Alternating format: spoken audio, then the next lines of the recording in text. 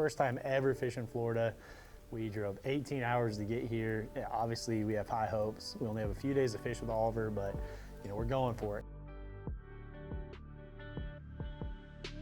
We're going for that 10-pound plus fish, that double-digit fish, because that's what we want to catch.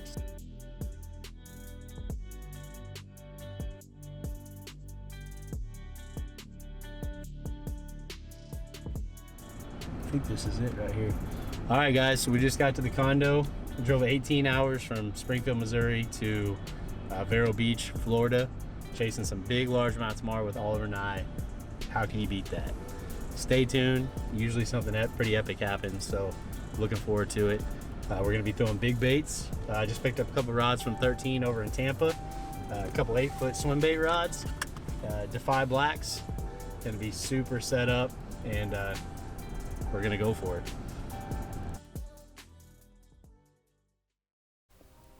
So Headwaters Lake is a really shallow grassy lake, and that's kind of unfamiliar to me. I fished the Cal Delta in California, and that's kind of what it reminded me of. Clear Lake as well. We've got algae bloom, we've got hydrilla mats, we've got alligators, and we got bugs. And I'm hoping we got largemouth. So guys, the first day was pretty slow overall. I mean, we were throwing big baits. Oliver missed a couple bites on the Defiant, but overall it was a pretty slow day for everybody. But we were going for it, right? We're going for that 10-pound plus fish, that double-digit fish, because that's what we want to catch.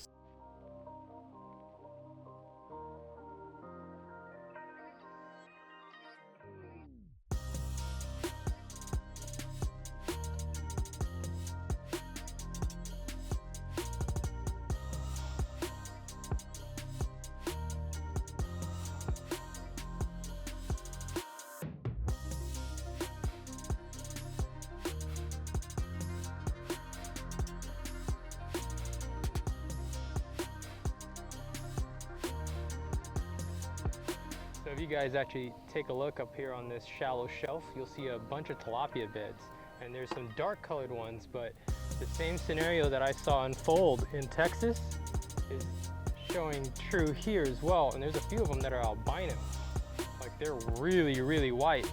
So I found a lot of success down there on the whiteback shad 10-inch mag draft. And guys are like, why are you throwing a white bait? And I just never really cared to share that little piece of information with you guys. But pretty cool. You see there's a whole bunch of tilapia up here.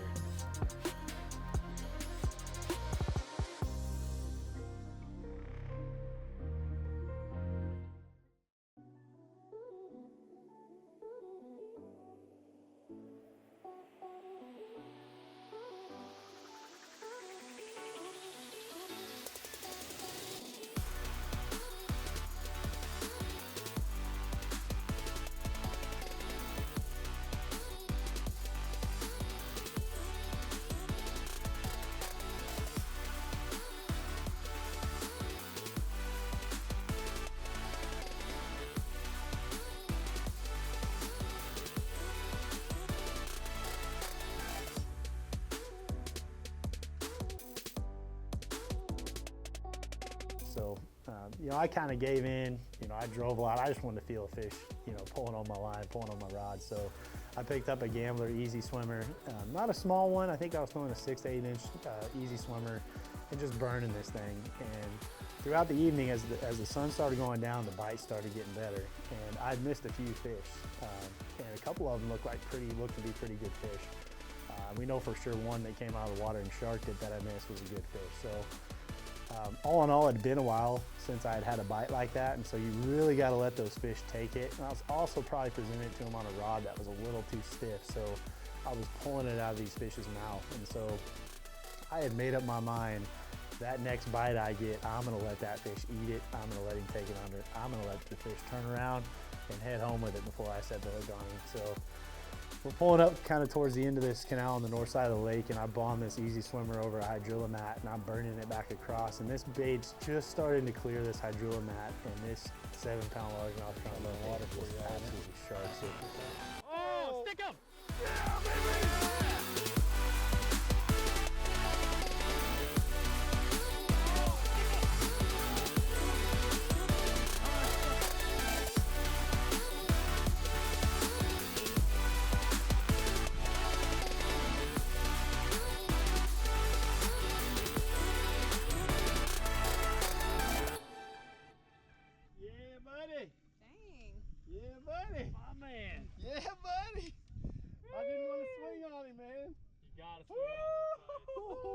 dry right there.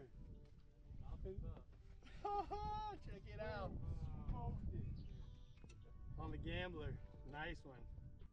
Guys, I just caught a nice fish. All right, we drove 18 hours and it's been a grind today. It's been a super grind. I'm talking really tough. And it's about 6 o'clock. It's the last hour of the day. Kind of got me re-engaged. I've missed like 5 or 6 fish on the Gambler up there crossing a hump. And just turned around, I started casting out over this secondary weed line off this bank. And as it came over, I missed the fish on the opposite side, made another cast over the grass, and as it came and cleared the grass, that fish just ambushed it on the other side of that grass. And I've been missing these fish because I'm jerking out of their mouth. At that time, I let him eat it long enough, Oliver's like, stick him. And I stuck him, and we landed that one, thank God. So, made my day, made my week, honestly. If that's the only fish I catch, I'm thrilled. So That's a nice fish.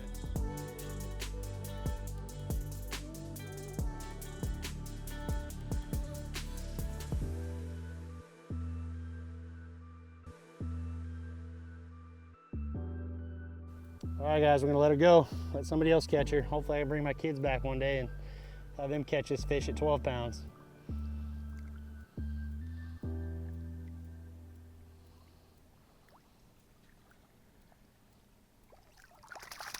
There she goes.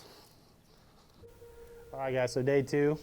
This is our second day. We've drove 4 days to fish 2 days, so there's a little pressure here that we're wanting to put together a pretty good day. Overall, I was really happy with day 1. Riley had been just grinding it out with the big bait, just hucking it, and pretty early into day 2, Riley hooked a really nice fish on the Defiant. Oh, God. Nice. Wine. Nice, be a big one. Wine hard. Keep it down, Oh yeah, get him, Riley. Keep it down. Oh yeah. Oh, that a girl, nice fish. Heck yeah. Congrats on that. Look at that, guys. So she landed a great fish, a great Florida largemouth. She had multiple hooks on this fish, which really shows the neat rigging system for the Defiant. But just props to her for throwing that bait all day, both days like she did. And later in this video, she's gonna have a couple more pretty awesome bites on it.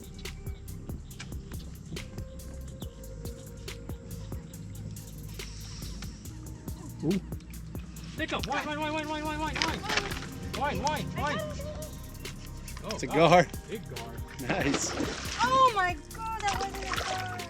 What the heck was that? That was a bass. Yeah, you need to see those flies, please. Yep. Oh God. Oh my God. That was a 10. It's right there. It's a bowfin. That's weird. It's a big bowfin. So the bite on day 2 was actually a little bit better. It started a little earlier. We had a little bit busier day. I'd caught some fish on Topwater, 15, 16 inch largemouth. Was just having some fun, throwing a Demiki Rambler around, and Oliver picked up the big gabbit from Mega Bass, and we pulled up on this hydrilla mat. And I remember there was this pole that was shaking, and we were talking about whether there was a gator on it or a fish spawning on it. And as we're talking about that, Oliver's just got this big gabbit walking out there, just 1-2, 1-2 walking it, and this big largemouth just blows up on it. It's an epic frog bite. Everything you go for. There it is, yeah, baby. Oh, come on. I watched that one eat it. Dude, are you kidding me again? You need a hand? It's not a little one. What are you doing? Try to get it on the rod for you? Ah, it's too late. Get that fish out. I have no control of it.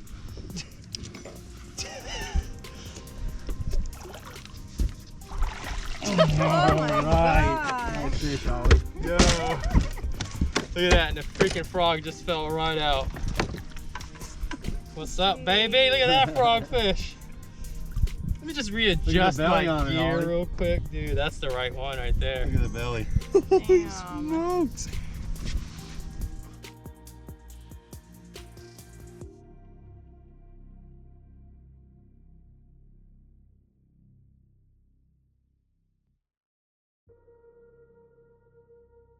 Yeah, so during this bite, Oliver's reel came off his rod, which Oliver's reels have a tendency to come off his rods. I've seen it happen before. I don't know why, but anyway, his reel comes off, and so he's fighting this fish, and he's got his rod in one hand and his reel in the other, and he's reaching under, and somehow he's reeling this fish in, and I'm trying to help him. But all in all, he lands this fish, and it's a really nice fish. And it was one of two fish he caught that day. There was another fish earlier in the day where I was burning that easy swimmer through that hydrilla again, and had a fish come completely out of the water and miss it. Oliver picked up a mega bass bottle shrimp and flipped it in there, you know, typical flip and bite in Florida, and stuck what we think would be the same fish that missed the easy swimmer. He never felt the hook. Right there in the middle of that little channel. Dude, that flew through that. Quick. I'm gonna have it tied on. Oh. I'll replace it with this.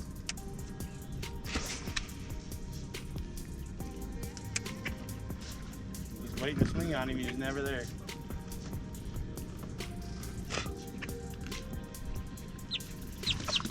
Got him? Nice. Atta boy.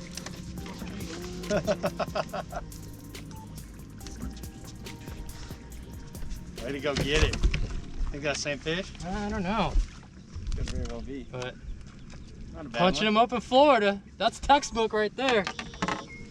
Look at that, all that hydrilla. We smoked that bottle shrimp. Heck yeah.